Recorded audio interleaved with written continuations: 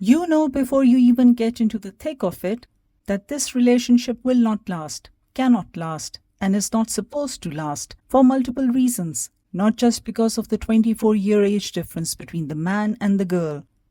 There is poverty, hard work, and social isolation that the girl almost certainly will face if the village finds out about her lover, even if they get married respectably.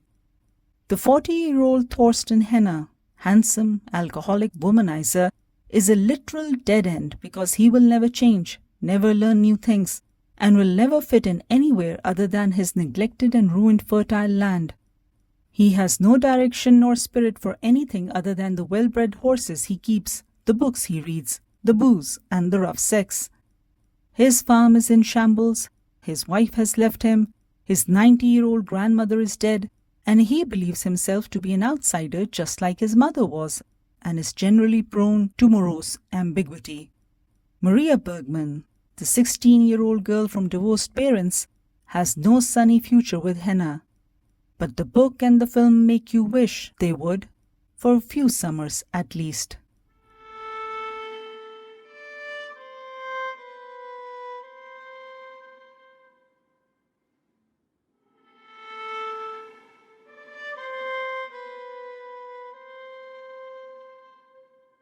It's the summer right before the reunification of East and West Germany.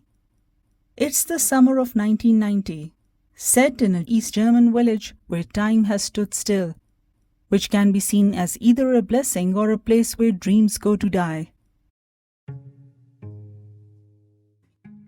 Someday We'll Tell Each Other Everything by Daniela Krien is translated from the German language to English by Jamie Bullock and was published in Great Britain by MacLehose Press, an imprint of Kirkus London, in 2013. The German language version was published in 2011.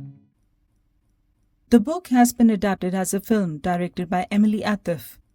The screenplay has been written by both the author, Krien, and the director, Atef. And that is probably why the film is not only beautifully visualized and shot, languid in its pacing, but also expounds on the weird and intense sexual relationship that quietly explodes on the screen and the book's pages between the very much 40 man and too much 16 girl. I only wish they had also focused on Henner's background and his non-sexual relationship and life with Maria. Still, I think this is one of the better book-to-film adaptations, where the book is the lesser of the two. It is not Shakespeare, nor is it a standard coming-of-age folly of youth, but something's there on the screen. The actors, both the main leads and all of the side characters, the background score, and the silence that frames key scenes bring the affair, the village feels, and the post-German reunification time period to life.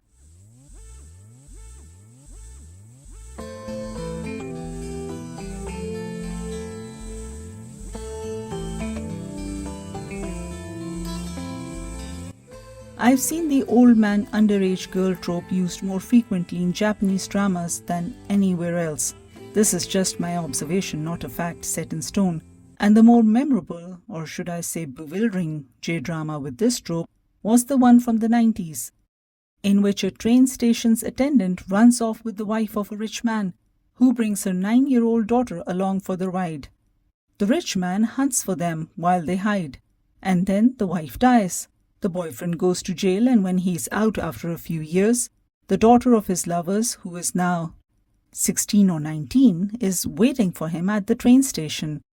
And they end up together. And I was like, what in the name of creepy hell is that? But Japanese dramas usually go where no one else does. What's going on? What's going on? What's going on? What's going on? That was the 11-episode J-drama Aoi Tori, Bluebird, Roseau Bleu.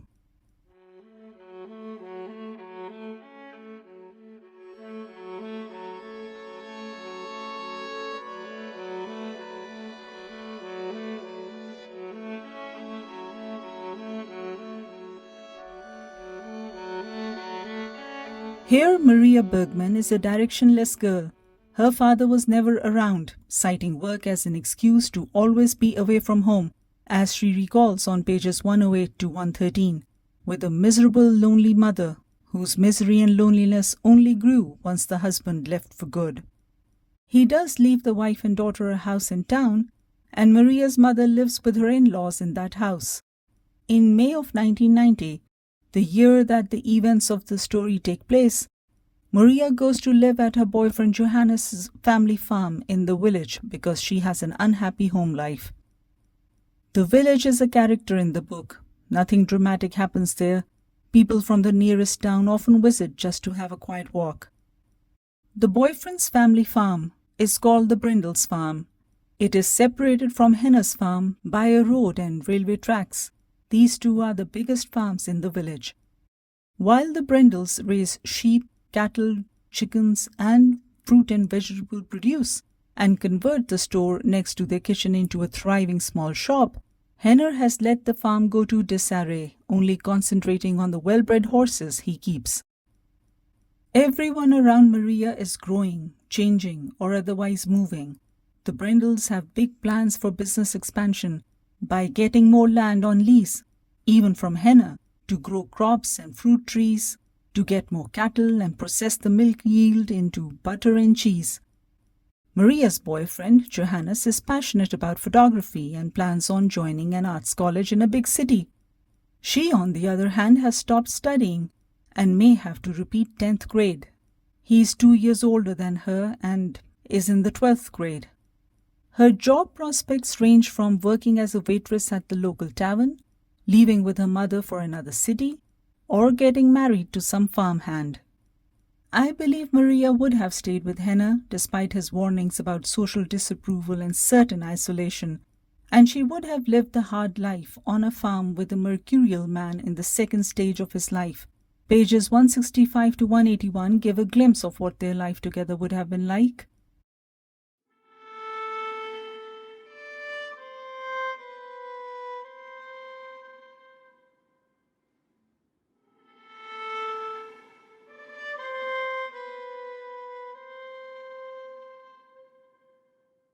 Henner had also started believing in life and love after a very long time. There was hope in the air. He was mending fences, gathering fruit to be turned to jam. He was finally keeping busy, doing something. Though he had been living off the inheritance from his grandparents and making money off the horses, he had begun making plans for renting out rooms at his farm, giving riding lessons, and making a baby with Maria. Was the death an inevitability? I don't know. But I felt that Maria's future was almost certainly with her mother in the new city, where her mother's brother lived, where a new hotel was being built, where new staff was needed. A city that would have opened up a totally different world of opportunities and society for the teenage girl, away from everything that would have reminded her of the past. However, she chooses Johannes, Leipzig, and a future full of secrets.